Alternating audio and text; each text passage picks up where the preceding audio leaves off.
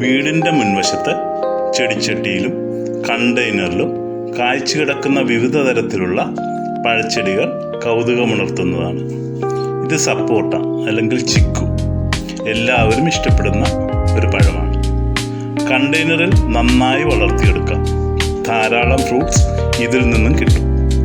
തേനൂറും മധുരമുള്ള വിഷരഹിതമായ ചിക്കു നമുക്കിതിൽ നിന്നും പറിച്ചെടുക്കാം.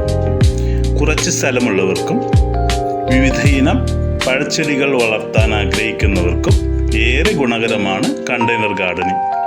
ഈ കൃഷിയെക്കുറിച്ച് കൂടുതൽ അറിയുവാൻ മെസ്സേജ് ചെയ്യുക. തീർച്ചയായും റിപ്ലൈ തരുന്നതായിരിക്കും. വീഡിയോ ഇഷ്ടപ്പെട്ടെങ്കിൽ please like and share my videos. Thank you.